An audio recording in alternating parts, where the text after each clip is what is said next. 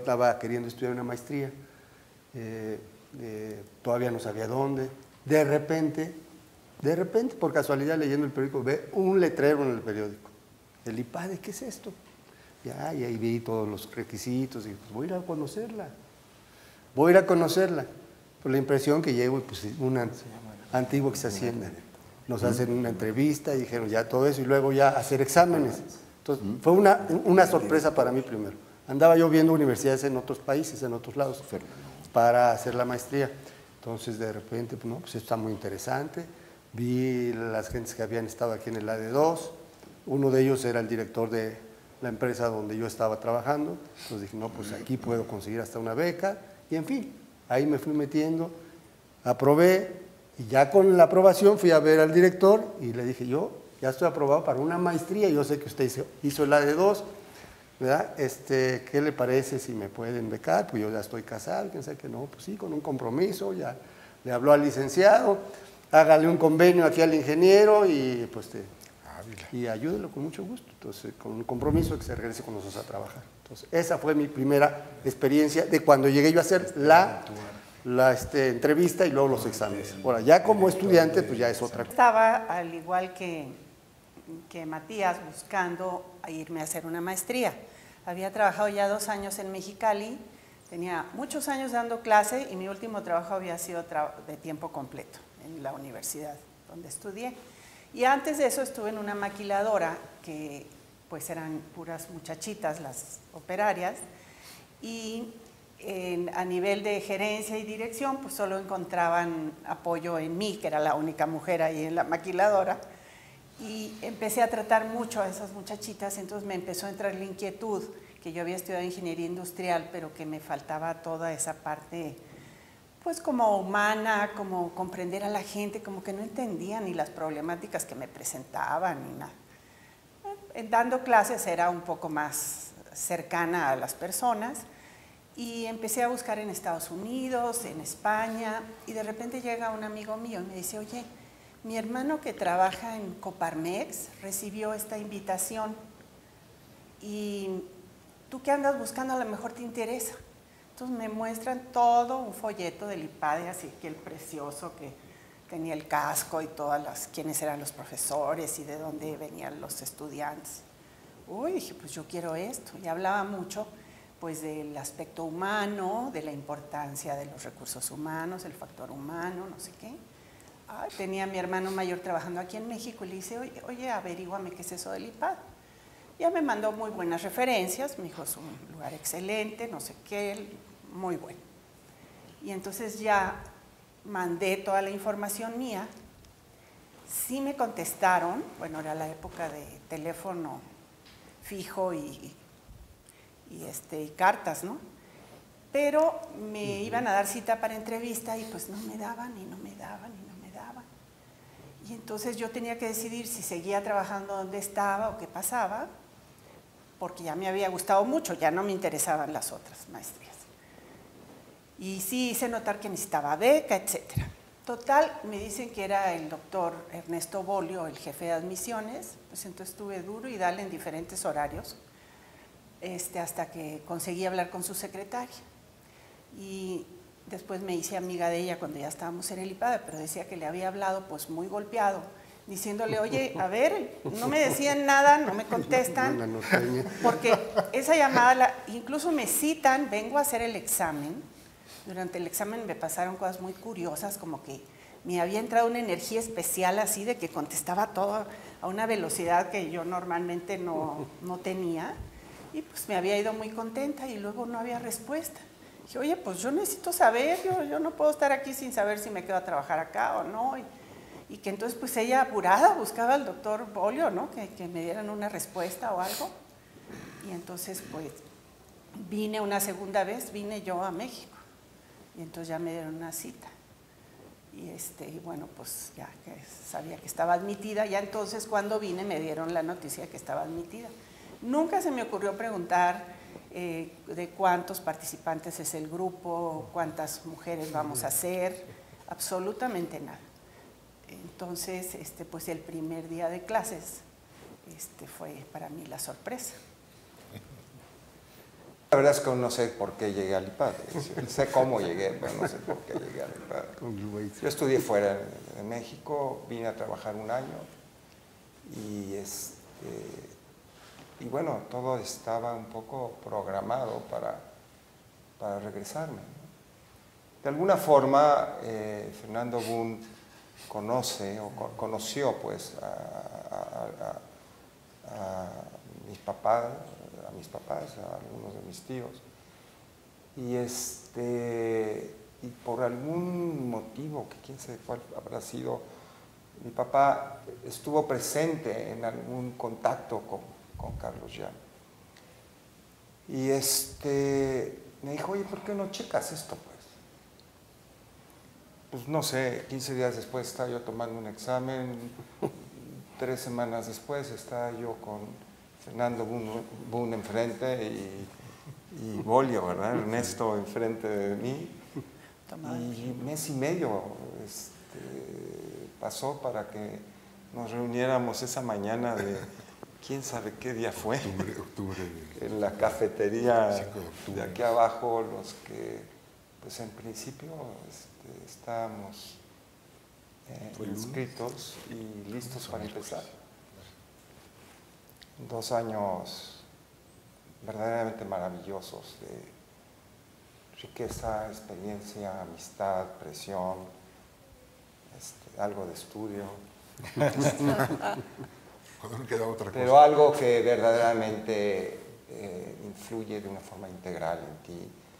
No es nada más la parte académica, no es nada más la parte, qué sé yo, social, probablemente para muchos. Es este espíritu que se te mete y que pues de alguna forma ha perdurado entre nosotros, ¿verdad? Yo estaba en la Facultad de Química, ahí entramos un grupo fuerte, por lo menos 3 o 4, más 3 que éramos muy amigos entre nosotros, y el secretario de la facultad, que no me acuerdo ahorita el nombre, lo contactó Eneco Velosteguigoiti. De la UNAM. De la UNAM, de la Facultad de Química de la UNAM. Estoy tratando de lograr el apellido, pero ya la memoria a veces falla. Eneco lo contactó y le comentó y dijo, mira, me gustaría que algunos alumnos que estuvieran destacados por algo y tal, les digas y les hables del IPADE.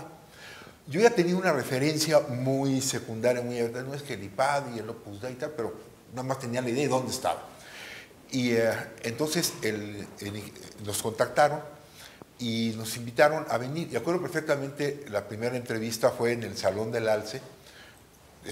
Llegaron, nos platicaron qué eran, lo de método del caso, y éramos como 6 o 7 enamoradísimos de entrar al IPADE. Hacemos el examen de admisión y entramos 3 de los 7 que hicimos el examen, ¿no? Para mí era muy importante una beca, una maestría en México. Sí quería estudiar una maestría. Mi padre había muerto un par de años atrás, lo cual me ligaba mucho a estar con mi hermano y con mi madre. Lo de irme a estudiar a España, que era una de mis primeras opciones, otro país, pues tenía un problema, ¿no? En cambio, veo el IPADE, veo la filosofía del IPADE, veo digamos, el aura de los profesores que tenía en ese momento y dije, me interesa, quiero entrar. Me admite y viene la gran decisión. Mamá, tío, esto cuesta en total 50,000 pesos, más 2 años de que no aporte yo en casa. La respuesta de mi madre fue, lo que tú quieras, siempre que quieras, como quieras. Y la respuesta de mi tío, hermano de mi madre, que era entonces pues un padre para mí en ese momento, me dice, Ángel, yo no estoy en absoluto en acuerdo con las ideas del IPADE, pero después de ver el examen o la solicitud que tienes que llenar, entra. Estoy seguro que eso te va a formar el resto de tu vida. ¿Y saben qué? Acertó. Egresado de la Ibero, y nos dedicábamos con otros amigos a hacer condominios. Fue una época un poco difícil para los condominios, y en eso vino Luis Marrón, que nos había comprado un condominio y que es hermano de una de mis compañeras en arquitectura. Y le digo, ¿qué andas haciendo aquí? Y dice, pues porque él estaba fuera de México trabajando. Y me dice, me vengo a trabajar al IPADE, que va a poner una maestría. Le digo, mira, a mí siempre noto que si estamos metiéndonos en la red de negocios, pues nos falta una serie de conocimientos base que pues mucho lo ves, lo haces pues por lógica, en fin, pero te falta una base de conocimientos. Yo veía un poco más en ese momento la parte de conocimientos en toda la dirección de empresa. Lo que me vino después a complementar y bueno, a darme cuenta es la parte humanista. Entonces, esa me gustó mucho. Yo entré siendo el alumno más grande. Me apodaron el Tata. El Tata. Yo estaba casado, tenía 2 hijos. Sigue siendo, Charlie. Sigo siendo, ¿verdad? Sí. Nadie me ha pasado. Y entonces tenía yo 2 hijos, y de mis amigos se dividieron las opiniones. Uno, pero ¿cómo a tu edad y con una familia, cómo te vas a meter a estudiar 2 años? Eres un irresponsable. Y otros me dijeron, qué bueno que tienes el valor, lánzate. Afortunadamente, bueno, pues pude tener el apoyo. En ese momento vivíamos en una casa rentada que era de mis suegros. Me condonaron la renta. Mi papá también me pasó una ayuda. Sí, obtuve la beca. Y entonces entré al IPADE. Y entonces, para mí fue un cambio total. Me abrió una nueva perspectiva. Y bueno, me siento muy satisfecho por el impacto que ha tenido en la vida, en el desarrollo futuro. Creo que sin las bases humanas y técnicas, yo siempre tenía una inquietud humana, no puedo decir que no, pero no tenía una formación como tal. Y he seguido ligado al IPADE desde entonces, no he dejado de venir a continuidad. Y entonces, porque me gusta mucho siempre estar al día, sale uno a tomar otro aire, ve uno a los amigos, que siempre es muy agradable.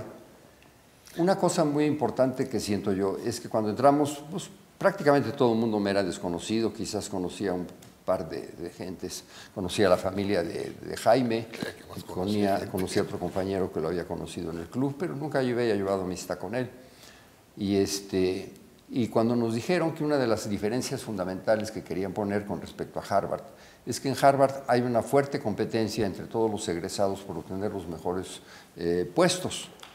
Entonces, que esa competencia pues era muy conflictiva, creaba conflictos entre los participantes. Y aquí dijeron que una de las cosas que buscaban era que hubiera muy buen compañerismo. Y creo que se ha logrado, porque después de tanto tiempo, pues nos seguimos uniendo. No todos, porque muchos viven fuera por otras circunstancias, pero nos seguimos reuniendo, además de venir al IPADE, pues periódicamente a convivir, y creo que fuimos un grupo muy unido.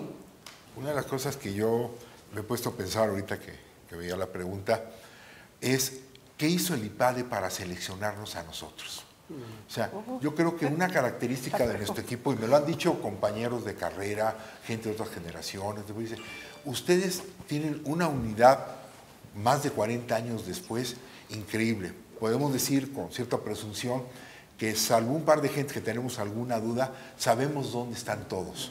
En alguna ocasión, hace 15 o 20 años, nos reunimos prácticamente todos. Faltaron un par de gentes del extranjero y alguien que tenía alguna circunstancia muy especial. ¿Qué fue lo que pensó? ¿Cómo hizo el IPADE? ¿Cómo hizo Ernesto Bolio, Carlos Llano, Carlos Acedo? Estaría media hora diciendo nombres.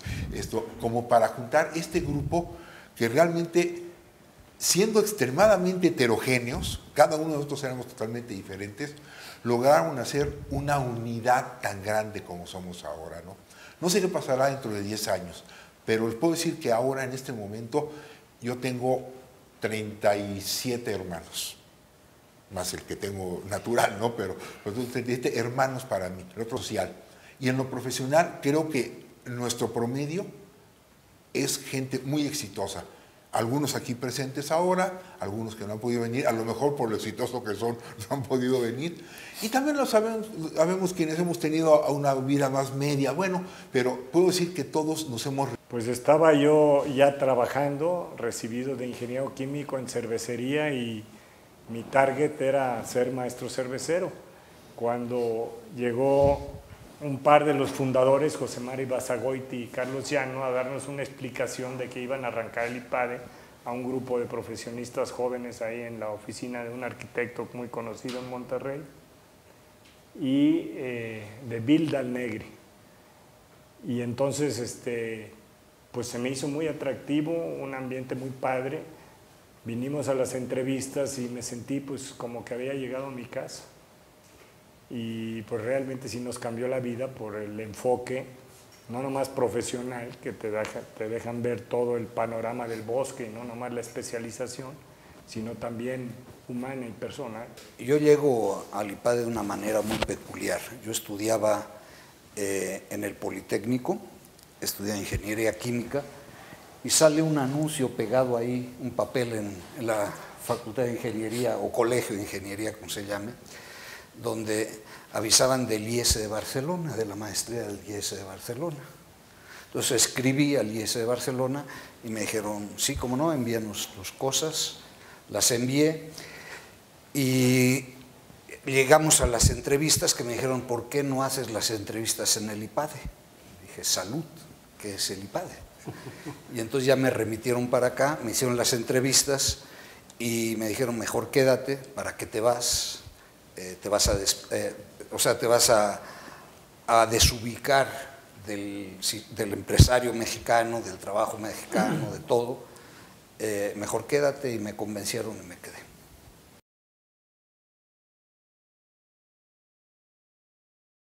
Tuvimos la suerte de tener unos estupendos maestros en todo aspecto. Se hicieron también amigos nuestros, no nomás nos enseñaron. Bueno, pues hay que recordar a todos, bueno, Carlos Llano, Fernando Boom, que yo ya la conocía, era el director de la maestría en ese momento, Carlos Rosell, en fin, todos ellos creo que fueron estupendos maestros, fuimos una generación muy suertuda en ese sentido. De anécdotas, pues recuerdo varias eran con Laris. Una, Alicia siempre decía, tengo la costumbre en mis clases que las alumnas pasen a primer fila. Alicia el primer día cedió. A la segunda ocasión, acá a su lugar, dijo Alicia, no, aquí es mi lugar, aquí me quedo. Otro día, ya estábamos en clase también, y algunos se retrasaron, y llegó Laris y cerró la puerta. Y alguien se iba a parar a abrirla y dijo, no, tienen que llegar a tiempo a la clase. Bueno, muy bien. Otra clase después, llegó Laris retrasado y le cerramos la puerta. También. Ya se la abrimos inmediatamente después de unos fuertes toquidos y ya continuamos. Yo me acuerdo de Jesús Monzón, que era un gran maestro de marketing y una gran persona y muy carismático. Cómo daba las clases y paseaba como unos 4 metros y luego regresaba 4 metros y paseaba 4 metros. Y es porque él había sido presidente del Partido Comunista en España y de alguna manera después de la guerra trató de regresar, lo metieron a la cárcel muchos años y era el largo de su celda y nos daba, por eso pero eso demostraba que realmente la parte ideológica, o sea, sí había una apertura muy fuerte por parte del IPADE de tener gentes con pensamientos diferentes ideológicamente, pero que querían a la institución. Entonces tenían un fin común de formarnos a nosotros y eso era más importante que a lo mejor la parte ya personal de ciertas ideologías. La calidad de los profesores que tuvimos fue verdaderamente increíble, ¿no? Pero también de los invitados, ¿no? ¿Te acuerdas? Sí. Que había, Sí, claro.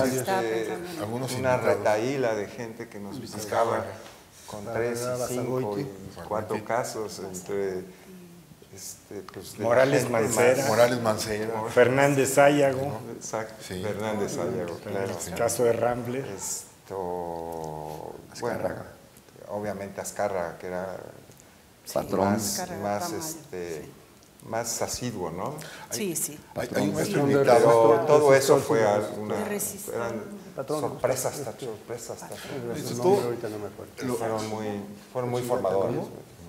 Yo recuerdo un profesor invitado que luego fue profesor de planta del IPADE, que es Francisco Sashida, que había sido maestro de varios de nosotros, de ese grupito que veníamos de la Facultad de Química de la UNAM, que había sido nuestro maestro de ingeniería química, y nos llegó a dar una sesión en personal, no en finanzas, donde después estuvo en el IPADE, pero en dirección de personal nos vino a dar una sesión. Y uno de nosotros era la única reprobada que había tenido en toda la carrera. Yo me acuerdo de platicar con él, ¿ya viste quién está ahí? ¿Quién? Sachida. No, por Dios. Hasta aquí lo voy a tener. ¿Sí? Era el director de recursos humanos de Condumex. De Condumex, sí, por eso estaba dando la sesión. Y él nos había dado un curso en la Facultad de Química que era Ingeniería Química 1. Y todos habíamos escogido un maestro muy barco. El grupo ese era muy grande. Pero este maestro tuvo a bien enfermarse. Entonces, pues Pancho tomó la clase y nos ha traído, no les digo cómo. Entonces, cuando vinimos al IPADE, bueno, qué buen profesor, pero de ingeniería química. Y cuando habló de personal, dijo, oye, es que este cuate es un magnífico ingeniero químico, balance de materiales, y ahora como recursos humanos, los casos que nos dio fueron muy buenos, comparables con lo que nos daban los profesores de tiempo que estábamos teniendo en el IPADE. Y nos tocó con Ricardo Cantú. A mí Ricardo como preceptor, yo lo vi 4 veces en los año y medio que duró la preceptoría hasta final, pero aprendí más de formación de dirección en las entrevistas de 20 minutos que tuve con él que en el resto de la maestría. Era unas cosas como persona, como profesor, como todo.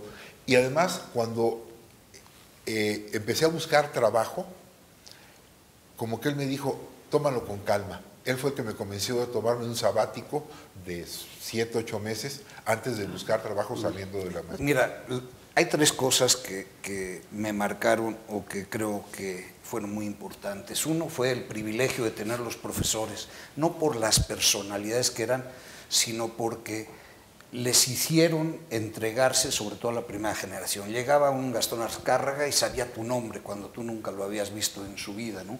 Les hicieron aprenderse la orla, nos conocían a todos. Y uno decía, un Gastón sabiendo mi nombre y yo no sé ni cómo se llama él, ¿no? O sea, te impactaba ver la voluntad que pusieron, el esfuerzo que pusieron. Que las demás generaciones, aunque quieran, no lo pueden hacer. Ni eran los mismos profesores, ni el miedo de unos y de otros era tanto, como fue antes. La segunda cosa que me marcó es el factor humano. O sea, yo, como más de la mitad de la generación, ¿no? Veníamos de áreas técnicas y muchos de áreas muy técnicas, como del Politécnico, donde se supone que de factor humano no ves ni a compañeros, nada, no se toca, ¿no? Entonces, el área de factor humano nos hizo descubrir un área hermosa, nueva, que todos apetecemos de natura, pero que ahí se tocó científicamente y nos impactó mucho. Fue con sangre, sudor y lágrimas. Yo me acuerdo que el primer examen de factor humano, todos los ingenieros por default sacamos 0. Yo no. Yo sé, casi. ¿Por qué? Casi todos. Soy ingeniero. Ese descubrimiento de esa área, yo creo que nos hizo mejores personas a todos, ¿no? Y el último es la libertad, ¿no? Desde que estuvimos aquí flotaban ideas y flotaban miedos y flotaban también situaciones que a todos va a ser igual, como era la cuestión de quién era tu preceptor, ¿no? Hemos oído un par de preceptorías, la mía también fue muy buena. ¿Por qué? Porque yo nunca lo vi. Mi preceptor era un catalán como yo y nunca nos juntamos, y un día, después de 1 año y pico, recibo una citación de él. ¿A Ramonet? ¿Quién era? Ramón Guerri. El que nos daba finanzas. Ramonet. Don Ramón. Sí. Don Ramón Guerín. Ramón Guerín. Sí. Ramonet le decían. Ramonet. Fue un encanto conmigo. Y él pensó que yo lo había llamado y yo pensé que él me había llamado. Entonces nos fuimos al jardín y nos veíamos ambos así. ¿Qué quieres? Digo, no, yo nada. ¿Qué quieres tú? No, yo tampoco nada. Entonces, ¿por qué me llamaste? No, tú me llamaste a mí. Y es la única vez que nos fuimos, y posteriormente supe que don Ramón en un cónclave, una reunión, dijo: mi paisano es como yo, no necesita de nadie, no lo estén molestando.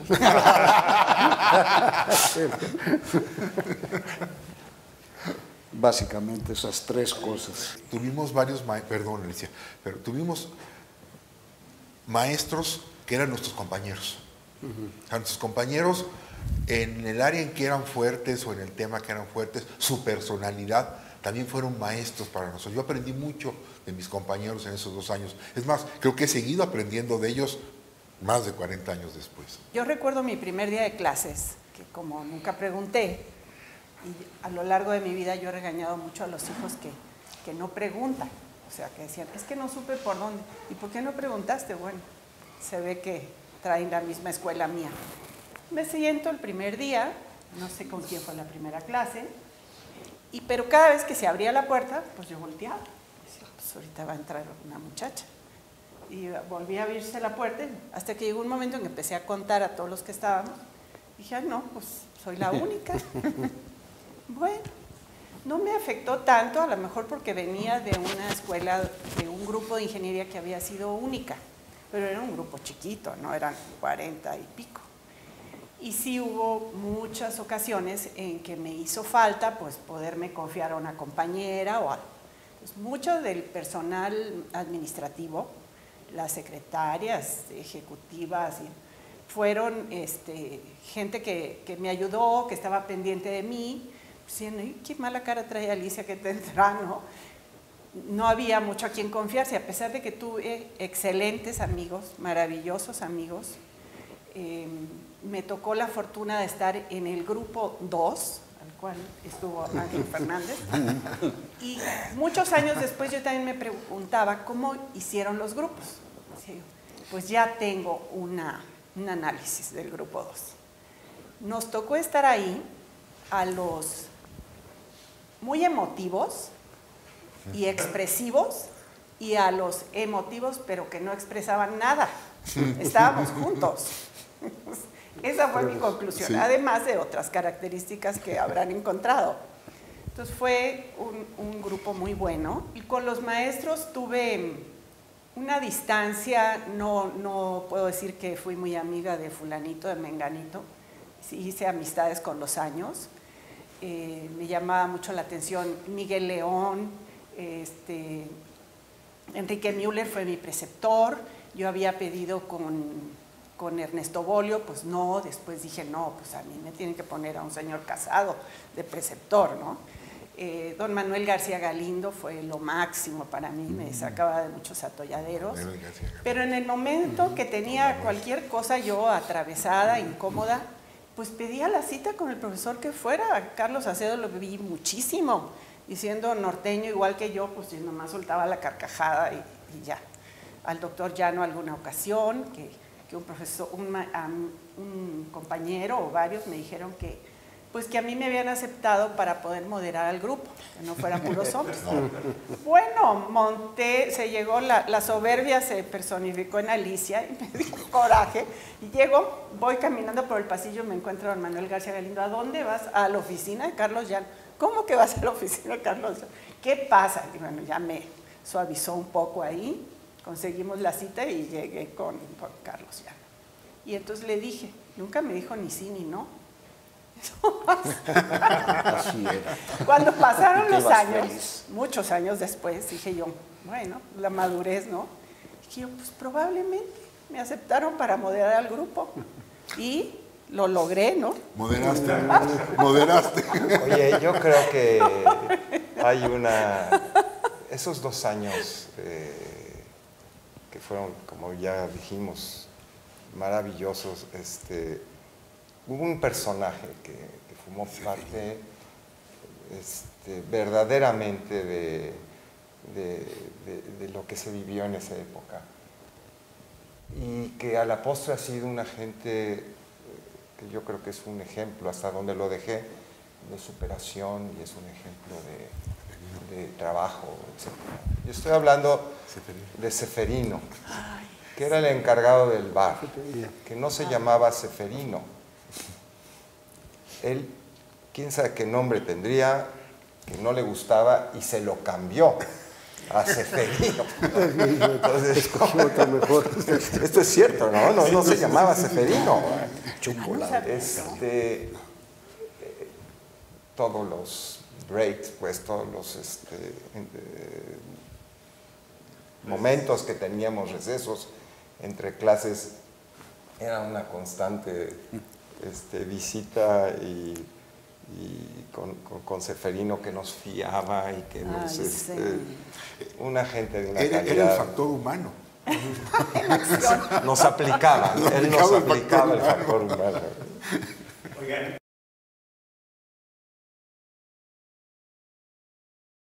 Ya esperando al primer hijo, pues sí, se quejaba mucho de que llegaba yo y no le hacía caso para nada, a encerrarme a ver 1000 casos, a estudiar y al otro día tratar de presentar y en el grupo. Entonces sí era una exigencia fuerte, o sea, y sobre todo para los que venimos de carreras técnicas, que la mayoría era, pues meternos en finanzas, meternos en contabilidad, factor humano, ¿verdad?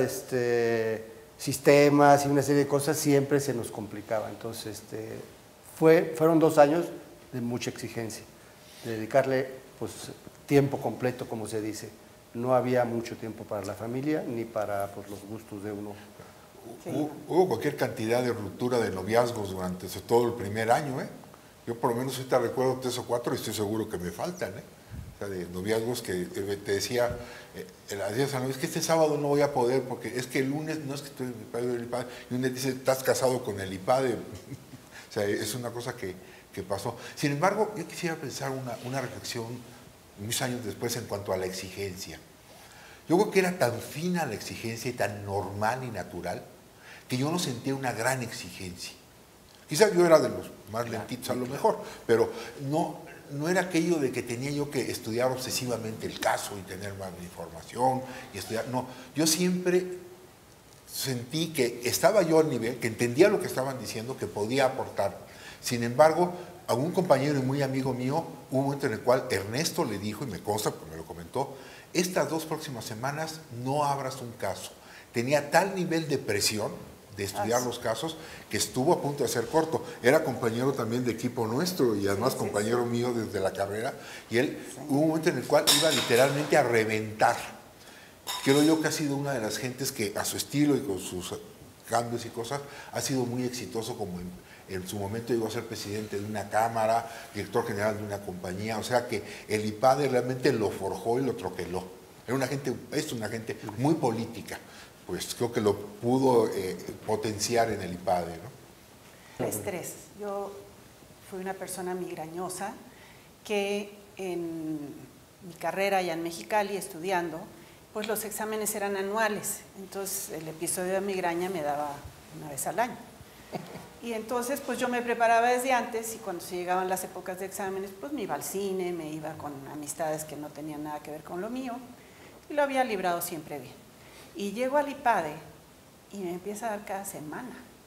Bueno, yo creo que los que estábamos casados, la vida familiar, conciliarla con el estudio, pues tuvimos que buscar cómo hacerle, porque tenías que realmente estudiar los casos. Si no estudiabas los casos, pues no participabas, y parte de lo importante en la maestría es la participación de todos los compañeros. Entonces yo opté por quedarme, después de terminar la última clase, me quedaba en la biblioteca a estudiar los casos y calculaba yo llegar nada más a la casa pues poco antes de que se acostaran mis 2 hijos que tenía. Y pues seguía después estudiando, o sea que se hicieran desveladas, pero en fin, conciliar la vida familiar. Afortunadamente tuve el apoyo extraordinario de mi mujer, que fue muy importante. Yo creo que sí existía, pero yo creo que algo que se logró es que se volviera parte de la disciplina, Sí. que pues creo que es lo que es una de las herencias importantes ¿Cómo no? que tenemos. Yo creo que hay 2 herencias, pues, y lo digo en serio. Una es esa, es decir, ante la posibilidad o la necesidad más bien de 5 horas de estudio o 4 horas de estudio diario en promedio, lo que tú quieras, se vuelve una rutina que no es otra cosa más que pues, disciplinarte a hacerla, y de alguna forma, por lo menos en el caso personal, baja, ¿no? Pero hay otra que yo creo que es un tesoro invaluable, y es este tema de que te obligaron y te enseñaron a saber escuchar. a oír lo que dice el otro, ¿no? Porque, bueno, hay veces que nos distraíamos y salíamos con una tontería, ¿no? Esto era valiosísimo, esto era, y sigue siendo, pues, y en la vida profesional, obviamente, pero en la vida personal, el poder verdaderamente decir, aguas, a ver qué está diciendo este güey, porque pues, probablemente por ahí vaya la cosa también, ¿no?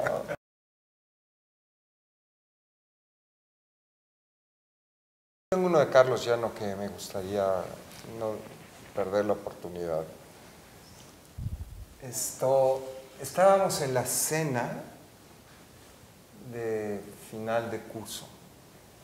Por alguna razón nos habían concedido tener esta gran cena. De graduación. La graduación, sí, que fue aquí. De graduación, aquí abajo, en el casco, en el patio del casco. Y bueno, yo, encantado, bueno, estábamos acabando el IPADE, ¿no? Los 2 años, los días y días y días de estudio. Para mí verdaderamente decía, bueno, estamos terminando, ¿no? Y Carlos Llano dice, en alguno de su brevísima intervención que tuvo, en este momento tenemos que empezar a consolidar el IPADE. Y esto se llama institucionalizarlo. Yo dije, bueno, a ver, ¿cómo este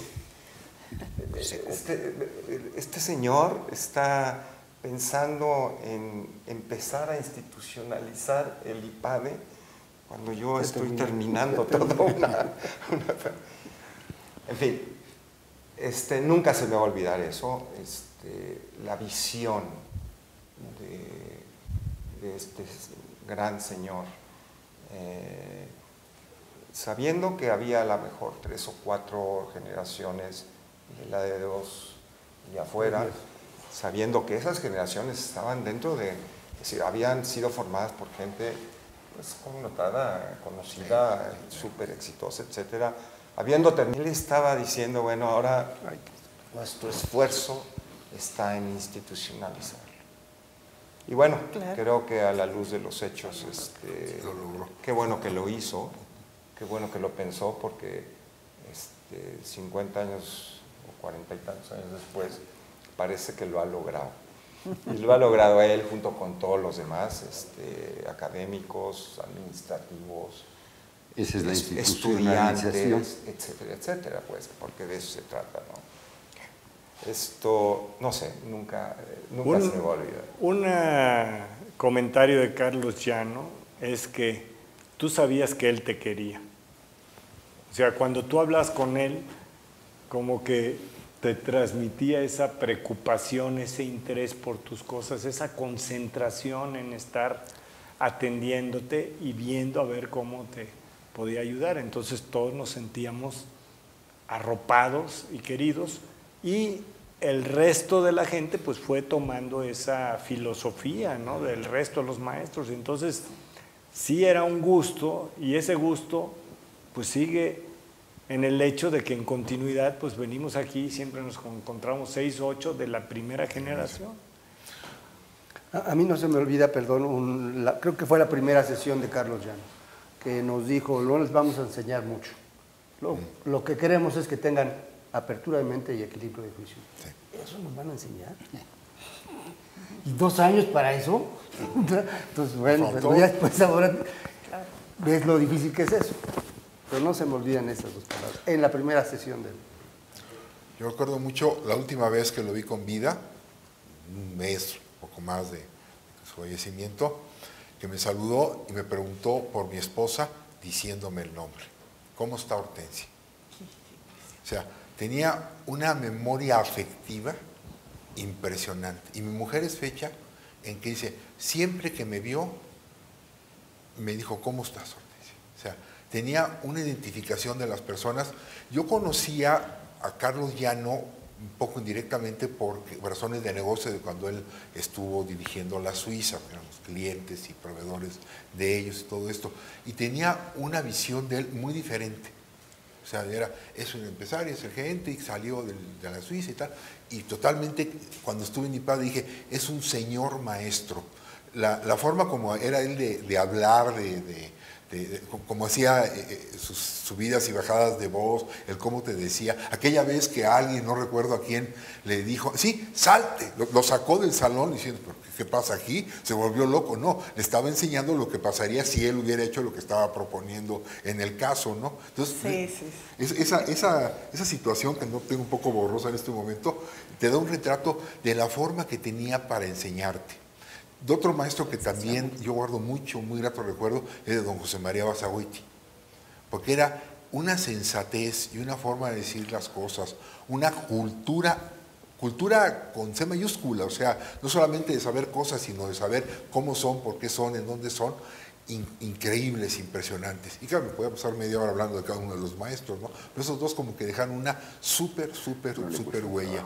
Y a nivel personal, y sí muy personal, Fernando Boone, con él tuve una amistad y sigo teniéndola con su viuda, pues muy especial, muy única. Para mí Fernando, en muchos momentos de mi vida, pues fue un agente de referencia, a quien le hablaba, oye Fernando, quiero platicar contigo, ¿no? Yo quiero decir, durante la maestría yo haberme acercado poco a los profesores, había gente que nos ganaba por su personalidad, ¿no? Su afabilidad.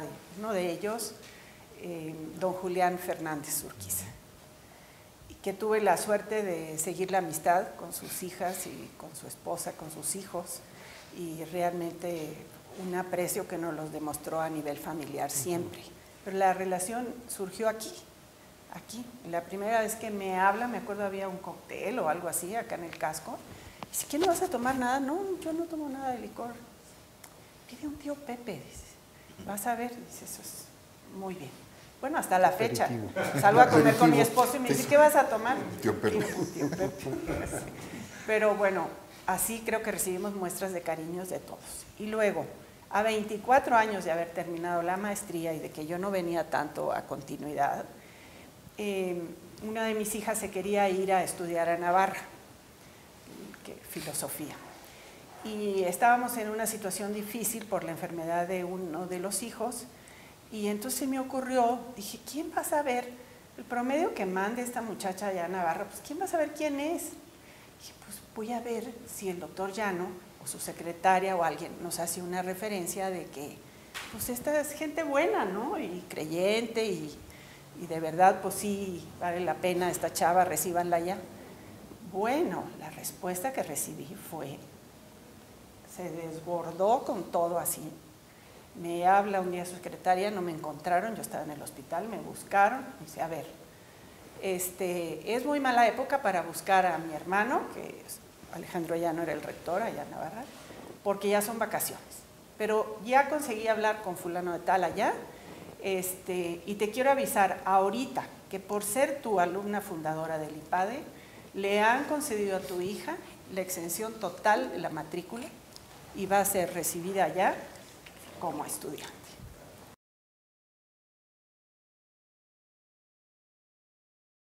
Lo que me marcó a mí en lo particular, insisto, fue el enfoque humanístico, pero no solo a nivel teórico, sino a nivel real, la convivencia. Muchos de los mejores amigos que tengo son de esa época. La primera generación no es el ejemplo, y eso te lo contesto a continuación.